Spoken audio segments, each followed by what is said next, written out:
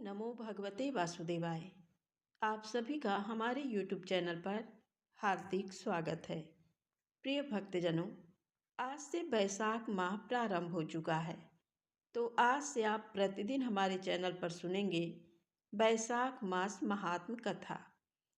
चैत्र माह की समाप्ति के बाद वर्ष का दूसरा महीना वैशाख शुरू हो जाता है। वर्ष 2026 में वैशाख माह का आरंभ 3 अप्रैल से हो रहा है, जो 1 मई तक चलेगा। भगवान विष्णु को समर्पित इस महीने को माधव मास भी कहा जाता है। स्कंद पुराण के अनुसार न माधव समो मासो, अर्थात माधव मास के समान कोई और महीना नहीं है। वैशाख में गर्मी का प्रभाव बढ़ जाता है, इसलिए जल दान को सबसे बड़ा पुण्य माना गया है। राहगीरों को जल पिलाना, पशु पक्षियों के लिए पानी रखना और मंदिर में जल से भरा घड़ा दान करना अत्यंत फलदायी होता है। शास्त्रों के अनुसार वैशाख में सूर्योदय से पहले किसी पवित्र नदी, सरोवर या घर में गंगा जल मिलाकर स्नान करने से अश्वमेध यज्ञ के समान फल प्राप्त होता है। इस महीने सत्तू, घड़ा, पंखा, छाता और खरबूजे का दान करना चाहिए। ब्राह्मणों और जरूरतमंदों को शीतल वस्तुएं भेंट करने से पितृदोष से मुक्ति मिलती है। वैशाख में पीपल के वृक्ष पर जल चढ़ाना और दीपक जलाना शुभ माना जाता है, क्योंकि इसमें देवताओं का वास होता है। ये महीना भगवान विष्णु को समर्पित है, इसलिए इस महीने में विधि विधान पूर्वक भगवान विष्णु की पूजा और मंत्रों का जाप करना चाहिए। वैशाख के महीने में सूर्योदय के बाद तक सोना अशुभ माना गया है। इससे स्वास्थ्य और पुण्य दोनों की हानि होती है। इस माह में मांस, मदिरा, प्याज और लहसुन जैसे तामसिक आहार का त्याग करना चाहिए। इस महीने केवल सात्विक भोजन ग्रहण करें। चूँकि ये महीना जल सेवा के लिए समर्पित है, इसलिए पानी की बर्बादी करना भी पाप माना जाता है। भक्ति के इस महीने में किसी का अपमान ना करें और ना ही क्रोध करें। अपनी वाणी में मधुरता बनाए रखें। तो आज है वैशाख मास की प्रतिपदा तिथि, दिन शुक्रवार। तो आज आप सुनेंगे गणेश जी की कहानी, पीपल देवता की कहानी। उसके बाद आप सुनेंगे वैशाख मास महात्म की कथा। आप सभी से निवेदन है, इन कथाओं को पूरा अवश्य सुने। यदि आपको वीडियो अच्छी लगे तो कृपया लाइक और चैनल को सब्सक्राइब अवश्य करें। तो आइए सुनते हैं प्रथम पूज्य गणेश जी की पौराणिक कथा। प्राचीन काल में एक रंतिदेव नामक प्रतापी राजा हुए। जिस प्रकार आग दृढ़ समूहों को जला डालती है, उसी प्रकार वे अपने शत्रुओं के विनाशक थे। उनकी मित्रता यम, कुबेर, इंद्र आदि देवों से थी। उन्हीं के राज्य में धर्मकेतु नामक एक श्रेष्ठ ब्राह्मण रहते थे। उनके 2 स्त्रियां थीं। एक का नाम सुशीला और दूसरी का नाम चंचला था। सुशीला नित्य ही कोई न कोई व्रत किया करती थी। फलतः उसने अपने शरीर को दुर्बल बना डाला था। इसके विपरीत चंचला कभी भी कोई व्रत, उपवास आदि न करके भर पेट भोजन करती थी। इधर सुशीला को सुंदर लक्षणों वाली एक कन्या हुई और उधर चंचला को पुत्र रत्न की प्राप्ति हुई। ये देखकर चंचला बारंबार सुशीला को ताना देने लगी, अरे सुशीला, तूने इतना व्रत उपवास करके शरीर को जर्जर बना डाला, फिर भी एक कृषकाय कन्या को जन्म दिया। मुझे देख, मैं कभी व्रत आदि के चक्कर में न पड़कर हृष्ट पुष्ट बनी हुई हूँ और वैसे ही बालक को भी जन्म दिया है। अपनी सौत का व्यंग बाण सुशीला के हृदय में चुभने लगा। वह पतिव्रता विधिवत गणेश जी की उपासना करने लगी। जब सुशीला ने भक्तिभाव से संकटनाशक गणेश चतुर्थी का व्रत किया, तो रात्रि में वरदायक गणेश जी ने उसे दर्शन दिए। श्री गणेश जी ने कहा, हे सुशीला, तेरी आराधना से हम अत्यधिक संतुष्ट हैं। मैं तुम्हें वरदान दे रहा हूँ कि तेरी कन्या के मुख से निरंतर मोती और मूंगा प्रवाहित होते रहेंगे। हे कल्याणी, इससे तुझे सदा प्रसन्नता रहेगी। हे सुशीले, तुझे वेद शास्त्रवेत्ता एक पुत्र भी होगा। इस प्रकार का वरदान देकर गणेश जी वहाँ से अंतर ध्यान हो गए। वरदान प्राप्ति के फलस्वरूप उस कन्या के मुंह से सदैव मोती और मूंगा झड़ने लगे। कुछ दिनों के बाद सुशीला को एक पुत्र उत्पन्न हुआ। तदनंतर धर्मकेतु का स्वर्गवास हो गया। उनकी मृत्यु के उपरांत चंचला घर का सारा धन लेकर दूसरे घर में जाकर रहने लगी, परंतु सुशीला पति के घर में रहकर ही पुत्र और पुत्री का पालन पोषण करने लगी। अपनी कन्या के मुंह से मोती मूंगा गिरने के फलस्वरूप सुशीला के पास अल्प समय में ही बहुत सा धन एकत्रित हो गया। इस कारण चंचला उससे ईर्ष्या करने लगी। एक दिन हत्या करने के उद्देश्य से चंचला ने सुशीला की कन्या को कुएं में ढकेल दिया। उस कुएं में गणेश जी ने उसकी रक्षा की और वह बालिका सकुशल अपनी माता के पास लौट आई। उस बालिका को जीवित देखकर चंचला का मन उद्विग्न हो उठा। वह सोचने लगी कि जिसकी रक्षा ईश्वर करता है उसे कौन मार सकता है। इधर सुशीला अपनी पुत्री को पुनः प्राप्त कर प्रसन्न हो गई। पुत्री को छाती से लगाकर उसने कहा, श्री गणेश जी ने तुझे पुनः जीवन दिया है। अनाथों के नाथ गणेश जी हैं। चंचला आकर उसके पैरों में नतमस्तक हुई। उसे देखकर सुशीला के आश्चर्य का ठिकाना न रहा। चंचला हाथ जोड़कर कहने लगी, हे बहन सुशीले, मैं बहुत ही पापिन और दुष्टा हूँ। आप मेरे अपराधों को क्षमा कीजिए। आप दयावती हैं। आपने दोनों कुलों का उद्धार कर दिया। जिसका रक्षक देवता होता है उसका मानव क्या बिगाड़ सकता है। जो लोग संतों एवं सत्पुरुषों का दोष देखते हैं वे अपनी करनी से स्वयं नाश को प्राप्त होते हैं। इसके बाद चंचला ने भी उस कष्ट निवारक, पुण्यदायक, संकट नाशक गणेश जी के व्रत को किया। श्री गणेश जी के अनुग्रह से परस्पर उन दोनों में प्रेम भाव स्थापित हो गया। जिस पर गणेश जी की कृपा होती है उसके शत्रु भी मित्र बन जाते हैं। सुशीला के द्वारा संकट नाशक गणेश चतुर्थी व्रत किए जाने के कारण ही उसकी सौत चंचला का हृदय परिवर्तन हो गया। तो प्रेम से बोले गणेश जी महाराज की जय हो। अब आइए सुनते हैं बैसाख मास में पीपल सींचने की कहानी। किसी गांव में एक ब्राह्मण ब्राह्मणी रहते थे। ब्राह्मण का पीपल की सेवा का नियम था। ब्राह्मण देवता रोज पीपल देवता की पूजा करते, जल से सींचते और परिक्रमा करते, दिया जलाते और उसी के बाद कुछ भी अन्न जल ग्रहण करते। बिना पीपल की पूजा किए तो पानी की एक बूंद भी ग्रहण नहीं करते थे।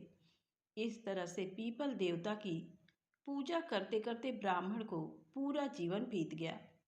एक दिन पीपल देवता ने सोचा कि ब्राह्मण ने सारा जीवन मेरी सेवा की है, मेरी पूजा की है, मुझे इसे कुछ तो देना चाहिए।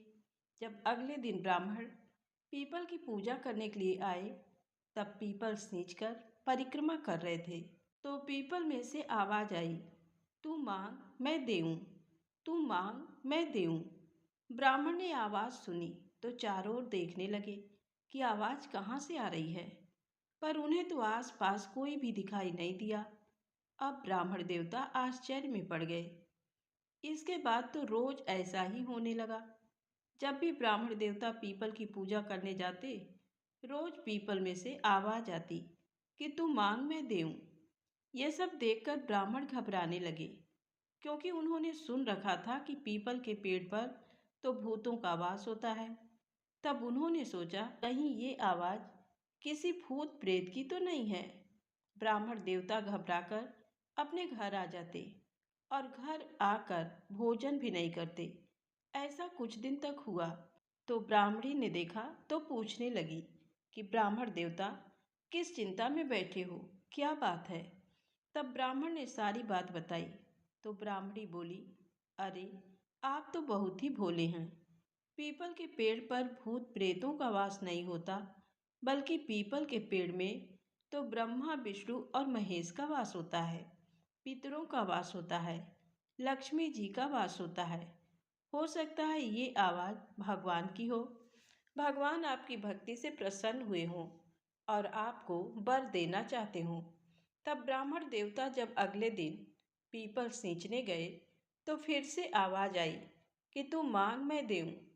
तो ब्राह्मण देवता ने पूछा कि आप कौन हैं और मुझे क्या देना चाहते हैं। तब पीपल में से आवाज़ आई कि मैं पीपल देवता हूँ, तेरी पूजा से, तेरी भक्ति से बहुत प्रसन्न हूँ और तुझे कुछ देना चाहता हूँ, तू मांग ले।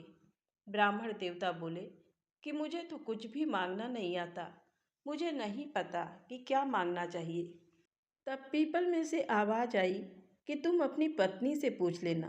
ब्राह्मण घर आ गए। घर आकर ब्राह्मण ब्राह्मणी से बोले कि तुम तो सही कहती थी, ये आवाज़ तो भगवान की थी। वे मुझे कुछ देना चाहते हैं, पर मुझे नहीं पता कि क्या मांगूं। तो ब्राह्मणी बोली कि आप पीपल देवता से कहना कि मुझे 9 करोड़ की माया दें, 16 साल की काया दें, बेटा दें, पोता दें, पूरा परिवार दें, सारे सुख दें। तब ब्राह्मण देवता ने अपनी पत्नी की बात मानी और अगले दिन जब पीपल की पूजा करने गए और रोज की तरह से आवाज आई, तब ब्राह्मण ने वही बात कह दी जो ब्राह्मणी ने कही थी। ब्राह्मण ने पीपल देवता से कहा कि मुझे 9 करोड़ की माया दो, 16 साल की काया दो, बेटा दो, बहू दो, पोता दो, पूरा परिवार दो और सारा सुख दो। पीपल देवता सोचने लगे कि ब्राह्मण देखने में सीधा साधा था, कहता था मांगना नहीं आता है, पर सारी ही चीजें मांग ली। फिर बोले कोई बात नहीं, तूने जो जो मांगा है सब तुझे देता हूँ। अब ब्राह्मण थोड़ी देर वहां पर खड़े रहे, लेकिन जब उनके हाथ में कुछ भी नहीं आया तो निराश होकर वापस आने लगे। मन ही मन सोचने लगे कि पीपल देवता कहते तो थे कि तुझे सब देता हूँ, दिया तो कुछ भी नहीं। इसी तरह अपने विचारों में मग्न चले आ रहे थे और अपनी कुटिया से आगे निकल गए। उन्होंने तो ध्यान भी नहीं दिया कि उनकी कुटिया की जगह अब एक आलीशान महल खड़ा था। जब अपने घर से आगे निकल गए तब पीछे से ब्राह्मणी ने आवाज लगाई कि कहाँ जा रहे हो ब्राह्मण देव। ब्राह्मण ने पीछे मुड़कर देखा तो एक सजी धजी औरत खड़ी थी। रेशम जरी की साड़ी पहन रखी थी, बहुत सारे गहने पहन रखे थे। ब्राह्मण देवता तो इस वेश में अपनी पत्नी को पहचान ही ना सके। तो ब्राह्मणी ने दोबारा आवाज लगाई, कहने लगी कि कहाँ जा रहे हो, अपने घर में क्यों नहीं आते। तब ब्राह्मण बोले कि तुम्हारा वेश कैसे बदल गया, ये इतने सारे गहने, इतने सुंदर कपड़े। तब ब्राह्मणी बोली कि पीपल देवता का आशीर्वाद है, पीपल देवता ने आपकी मनोकामना पूरी कर दी, आपने जो भी मांगा था सब दे दिया। तब ब्राह्मण देवता पूछने लगे कि लेकिन हमारी कुटिया कहाँ गई और ये महल किसका है। तो ब्राह्मणी बोली आप अंदर तो चलो, सब पता चल जाएगा। ब्राह्मण देवता अंदर गए तो देखते क्या हैं, बहुत बड़ा परिवार हो रहा है, बेटे, बहू, पोते, नाती,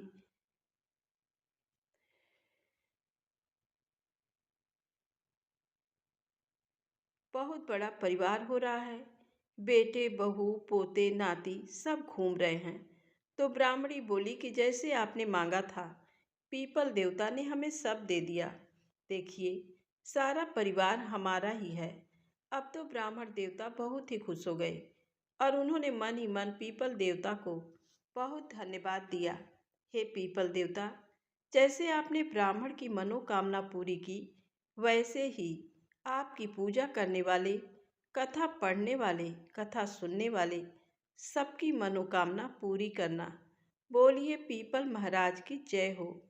अब सुनते हैं वैशाख मास महात्म की पावन कथा। नारायणं नमस्कृत्य नरं चैव नरोत्तम देवी सरस्वतीं व्यासं ततो जयमुदीरयेत्। अर्थात भगवान नारायण, नर श्रेष्ठ नर, देवी सरस्वती तथा महर्षि वेद व्यास को नमस्कार करके भगवान की विजय कथा से परिपूर्ण इतिहास, पुराण आदि का पाठ करना चाहिए। श्री सूत जी कहते हैं, राजा अम्बरीश ने परमेष्ठी ब्रह्मा जी के पुत्र देवर्षि नारद से पुण्यमय वैशाख मास का महत्व इस प्रकार पूछा कि हे ब्राह्मण, मैंने आपसे सभी महीनों का महात्म सुना। उस समय आपने ही कहा था कि सभी महीनों में वैशाख मास श्रेष्ठ है। इसलिए ये बताने की कृपा करें कि वैशाख मास क्यों भगवान विष्णु को प्रिय है और उस समय कौन कौन से धर्म भगवान विष्णु के लिए प्रीतिकारक है। नारद जी ने कहा, वैशाख मास को ब्रह्मा जी ने सभी मासों में उत्तम सिद्ध किया है। वह माता की भांति सब जीवों को सदा अभीष्ट वस्तु प्रदान करने वाला है। धर्म, यज्ञ, क्रिया और तपस्या का सार है। संपूर्ण देवताओं द्वारा पूजित है।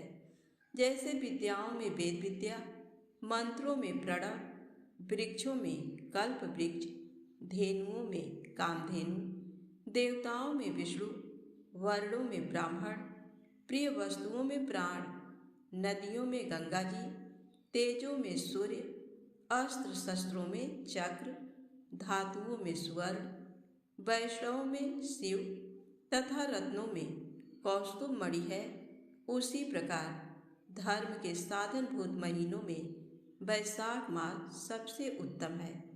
संसार में इसके समान भगवान विष्णु को प्रसन्न करने वाला दूसरा कोई मास नहीं है। जो वैशाख मास में सूर्योदय से पहले स्नान करता है, उससे भगवान विष्णु निरंतर प्रीति करते हैं। पाप तभी तक गर्जते हैं जब तक जीव वैशाख मास में प्रातःकाल जल में स्नान नहीं करता। हे राजन, वैशाख के महीने में सभी तीर्थ आदि देवता बाहर के जल में भी सदैव स्थित रहते हैं। भगवान विष्णु की आज्ञा से मनुष्यों का कल्याण करने के लिए वे सूर्योदय से लेकर 6 दंड के भीतर तक वहाँ मौजूद रहते हैं। वैशाख के समान कोई मास नहीं है, सतयुग के समान कोई युग नहीं है, वेद के समान कोई शास्त्र नहीं है और गंगा जी के समान कोई तीर्थ नहीं है। जल के समान दान नहीं है, खेती के समान धन नहीं है और जीवन से बढ़कर कोई लाभ नहीं है। उपवास के समान कोई तप नहीं, दान से बढ़कर कोई सुख नहीं, दया के समान धर्म नहीं, धर्म के समान मित्र नहीं, सत्य के समान यश नहीं, आरोग्य के समान उन्नति नहीं, भगवान विष्णु से बढ़कर कोई रक्षक नहीं और वैशाख मास के समान संसार में कोई पवित्र मास नहीं है। ऐसा विद्वान पुरुषों का मत है। वैशाख श्रेष्ठ मास है और शेष साई भगवान विष्णु को सदा प्रिय है। सब दानों से जो पुण्य होता है और सब तीर्थों में जो फल होता है, उसी को मनुष्य वैशाख मास में केवल जलदान करके प्राप्त कर लेता है। जो जलदान में असमर्थ है, ऐसे ऐश्वर्य की अभिलाषा रखने वाले पुरुष को उचित है कि वह दूसरे को प्रबोध करे, दूसरे को जलदान का महत्व समझावे। ये सब दानों से बढ़कर हितकारी है। जो मनुष्य वैशाख में सड़क पर यात्रियों के लिए प्याऊ लगाता है, वह विष्णु लोक में प्रतिष्ठित होता है। हे नृपश्रेष्ठ, प्रपादान प्याऊ देवताओं, पितरों तथा ऋषियों को अत्यंत प्रीति देने वाला है। जिसने प्याऊ लगाकर रास्ते के थके मांदे मनुष्यों को संतुष्ट किया है, उसने ब्रह्मा, विष्णु और शिव आदि देवताओं को संतुष्ट कर लिया है। राजन, वैशाख मास में जल की इच्छा रखने वाले को जल, छाया चाहने वाले को छाता और पंखे की इच्छा रखने वाले को पंखा देना चाहिए। हे राजन, जो प्यास से पीड़ित महात्मा पुरुष के लिए शीतल जल प्रदान करता है, वह उतने ही मात्र से 10,000 राजसूय यज्ञों का फल पाता है।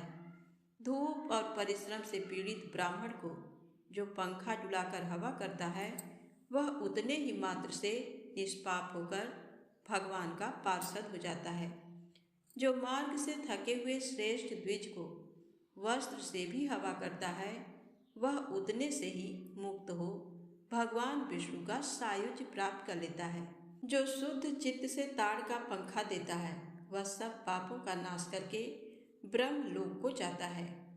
जो विष्णु प्रिय वैशाख मास में पादुका दान करता है वह यमदूतों का तिरस्कार करके विष्णु लोक में जाता है।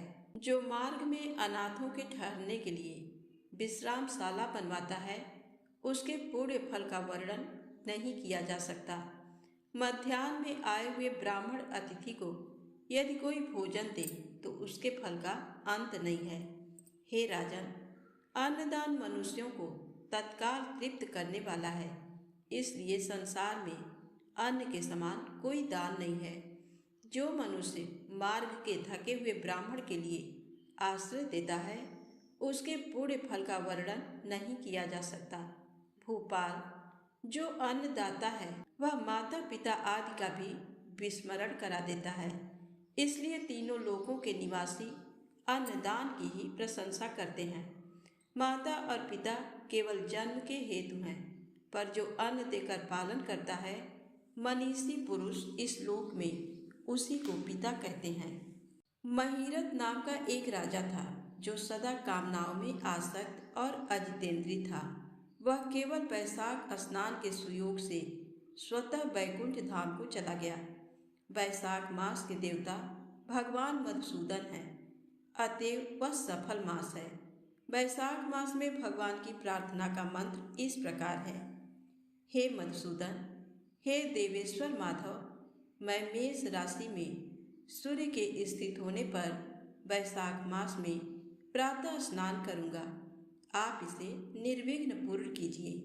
सूर्य के मेष राशि पर स्थित रहते हुए वैशाख मास में प्रातः स्नान के नियम में संलग्न होकर मैं आपको अर्घ्य देता हूँ। हे मधुसूदन, इसे ग्रहण कीजिए। इस प्रकार अर्घ्य समर्पण करके स्नान करें, फिर वस्त्रों को पहनकर संध्या तर्पण आदि सब कर्मों को पूरा करके वैशाख मास में विकसित होने वाले पुष्पों से भगवान विष्णु की पूजा करें। उसके बाद वैशाख मास के महात्म को सूचित करने वाली भगवान विष्णु की कथा सुने। ऐसा करने से कोटि जन्मों के पापों से मुक्त होकर मनुष्य मोक्ष को प्राप्त होता है। ये शरीर अपने अधीन है, जल भी अपने अधीन ही है, साथ ही अपनी जिह्वा भी अपने बस में है। अतः इस स्वाधीन शरीर से स्वाधीन जल में स्नान करके स्वाधीन जिह्वा से हरि इन दो अक्षरों का उच्चारण करें। जो वैशाख मास में तुलसी दल से भगवान विष्णु की पूजा करता है वह भगवान विष्णु की सायुज्य मुक्ति को पाता है। अतः अनेक प्रकार के भक्ति मार्ग से तथा भांति भांति के व्रतों द्वारा भगवान विष्णु की सेवा तथा उनके सगुण या निर्गुण स्वरूप का अनन्य चित्त से ध्यान करना चाहिए। नारद जी कहते हैं, हे राजन, एक समय विदेह राज जनक के घर दोपहर के समय श्रुतदेव नाम से विख्यात एक श्रेष्ठ मुनि पधारे जो वेदों के ज्ञाता थे। उन्हें देखकर राजा बड़े उल्लास के साथ उठकर खड़े हो गए और मधुपर्क आदि सामग्रियों से उनकी विधिवत पूजा करके राजा ने उनके चरणोदक को अपने मस्तक पर धारण किया। इस प्रकार स्वागत सत्कार के पश्चात जब वे आसन पर विराजमान हुए तब विदेह राज के प्रश्न के अनुसार वैशाख मास के महात्म का वर्णन करते हुए वे इस प्रकार बोले। श्रुतदेव ने कहा, हे राजन, जो लोग वैशाख मास में धूप से संतप्त होने वाला महात्मा पुरुषों के ऊपर छाता लगाते हैं उन्हें अनंत पुण्य की प्राप्ति होती है। इस विषय में एक प्राचीन इतिहास का उदाहरण दिया करते हैं। बहुत पहले बंग देश में हेमकांत नाम से विख्यात एक राजा थे। वे कुशकेतु के पुत्र, परम बुद्धिमान और शस्त्रधारियों में श्रेष्ठ थे। एक दिन वे शिकार खेलने में आसक्त होकर एक गहन वन में जा घुसे। वहां अनेक प्रकार के मृग और वराह आदि जंतुओं को मारकर जब वे बहुत थक गए तब दोपहर के समय मुनियों के आश्रम पर आए। उस समय आश्रम पर उत्तम व्रत का पालन करने वाले सतर्ची नाम वाले ऋषि समाधि लगाए बैठे थे, जिन्हें बाहर के कार्यों का कुछ भी ज्ञान नहीं होता था। उन्हें निश्चल बैठे देख राजा को बड़ा क्रोध हुआ और उन्होंने उन महात्माओं को मार डालने का निश्चय किया। तब उन ऋषियों के 10,000 शिष्यों ने राजा को मना करते हुए कहा, ओ खोटी बुद्धि वाले नरेश, हमारे गुरु लोग इस समय समाधि में स्थित हैं। बाहर कहाँ क्या हो रहा है इसको ये नहीं जानते, इसलिए इन पर तुम्हें क्रोध नहीं करना चाहिए। तब राजा ने क्रोध से विह्वल होकर शिष्यों से कहा, द्विज कुमारों, मैं मार्ग से थका मांदा यहाँ आया हूँ, अतः तुम ही लोग मेरा आतिथ्य करो। राजा के ऐसा कहने पर वे शिष्य बोले, हम लोग भिक्षा मांगकर खाने वाले हैं। गुरुजनों ने हमें किसी के आतिथ्य के लिए आज्ञा नहीं दी है। हम सर्वदा गुरु के अधीन हैं, अतः तुम्हारा आतिथ्य कैसे कर सकते हैं। शिष्यों का ये कोरा उत्तर पाकर राजा ने उन्हें मारने के लिए धनुष उठाया और इस प्रकार कहा, मैंने हिंसक जीवों और लुटेरों के भय आदि से जिनकी अनेकों बार रक्षा की है, जो मेरे दिए हुए दानों पर ही पलते हैं, वे आज मुझे ही सिखलाने चले हैं। ये मुझे नहीं जानते। ये सभी कृतज्ञ और बड़े अभिमानी हैं। इन आतताइयों को मार डालने पर मुझे कोई दोष नहीं लगेगा। ऐसा कहकर वे कुपित हो धनुष से बाण छोड़ने लगे। बेचारे शिष्य आश्रम छोड़कर भय से भाग चले। भागने पर भी हेमकांत ने उनका पीछा किया और 300 शिष्यों को मार गिराया। शिष्यों के भाग जाने पर आश्रम पर जो कुछ सामग्री थी उसे राजा के पापात्मा सैनिकों ने लूट लिया। राजा के अनुमोदन से ही उन्होंने वहां इच्छानुसार भोजन किया। तत्पश्चात दिन बीतते बीतते राजा सेना के साथ अपनी पुरी में आ गए। राजा कुशकेतु ने जब अपने पुत्र का ये अन्यायपूर्ण कार्य सुना, तब उसे राज्य करने के अयोग्य जानकर उसकी निंदा करते हुए उसे देश निकाला दे दिया। पिता के त्याग देने पर हेमकांत घने वन में चला गया। वहां उसने बहुत वर्षों तक निवास किया। ब्रह्म हत्या उसका सदा पीछा करती रहती थी, इसलिए वह कहीं भी स्थिरता पूर्वक नहीं रह पाता था। इस प्रकार उस दुष्टात्मा के 28 वर्ष व्यतीत हो गए। एक दिन वैशाख मास में जब दोपहर का समय हो रहा था, महामुनि तीर्थ यात्रा के प्रसंग से उस वन में आए। वे धूप से अत्यंत संतप्त और तृषा से बहुत पीड़ित थे, इसलिए किसी वृक्षहीन प्रदेश में मूर्छित होकर गिर पड़े। दैव योग से हेमकांत उधर से आ निकला। उसने मुनि को प्यास से पीड़ित, मूर्छित और थका मांदा देख उन पर बड़ी दया की। उसने पलाश के पत्तों से छत्र बनाकर उनके ऊपर आती हुई धूप का निवारण किया। वह स्वयं मुनि के मस्तक पर छाता लगाए खड़ा हुआ और तुम्बी में रखा हुआ जल उनके मुंह में डाला। इस उपचार से मुनि को होश हो आया और उन्होंने छत्री के दिए हुए पत्ते के छाते को लेकर अपनी व्याकुलता दूर की।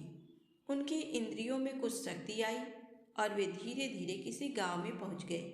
उस पुण्य के प्रभाव से हेमकांत की 300 ब्रह्म हत्याएं नष्ट हो गईं। इसी समय यमराज के दूत हेमकांत को लेने के लिए वन में आए। उन्होंने उसके प्राण लेने के लिए संग्रहणी रोग पैदा किया। उस समय प्राण छूटने की पीड़ा से छटपटाते हुए हेमकांत ने 3 अत्यंत भयंकर यमदूतों को देखा, जिनके बाल ऊपर की ओर उठे हुए थे। उस समय अपने कर्मों को याद करके वह चुप हो गया। छत्रदान के प्रभाव से उसको विष्णु भगवान का स्मरण हुआ। उसके स्मरण करने पर महाविष्णु ने विश्वक्सेन से कहा, तुम शीघ्र जाओ, यमदूतों को रोको, हेमकांत की रक्षा करो। अब वह निष्पाप और मेरा भक्त हो गया है। उसे नगर में ले जाकर उसके पिता को सौंप दो। साथ ही मेरे कहने से कुशकेतु को ये समझाओ कि तुम्हारे पुत्र ने अपराधी होने पर भी वैशाख मास में छत्र दान करके एक मुनि की रक्षा की है, अतः वह पाप रहित हो गया है।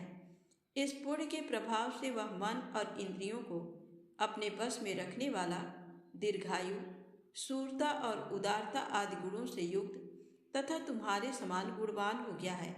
इसलिए अपने महाबली पुत्र को तुम राज्य का भार संभालने के लिए नियुक्त करो। भगवान विष्णु ने तुम्हें ऐसी ही आज्ञा दी है। इस प्रकार राजा को आदेश देकर हेमकांत को उनके अधीन करके यहाँ लौट आओ। भगवान विष्णु का ये आदेश पाकर महाबली विश्वक्सेन ने हेमकांत के पास जाकर यमदूतों को रोका और अपने कल्याणमय हाथों से उसके सब अंगों में स्पर्श किया। भगवत भक्त के स्पर्श से हेमकांत की सारी व्याधि क्षण भर में दूर हो गई। तदनंतर विश्वक्सेन उसके साथ राजा की पुरी में गए। उन्हें देखकर महाराज कुशकेतु ने आश्चर्य युक्त हो भक्तिपूर्वक मस्तक झुकाकर पृथ्वी पर साष्टांग प्रणाम किया और भगवान के पार्षद का अपने घर में प्रवेश कराया। वहाँ नाना प्रकार के स्तोत्रों से उनकी स्तुति तथा वैभवों से उनका पूजन किया। तत्पश्चात महाबली विश्वक्सेन ने अत्यंत प्रसन्न होकर राजा को हेमकांत के विषय में भगवान विष्णु ने जो संदेश दिया था वह सब कह सुनाया।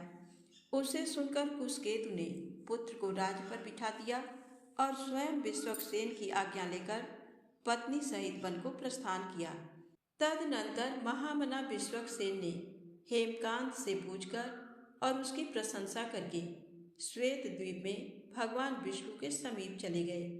तब से राजा हेमकांत वैशाख मास में बताए हुए भगवान की प्रसन्नता को बढ़ाने वाले शुभ धर्मों का प्रतिवर्ष पालन करने लगे।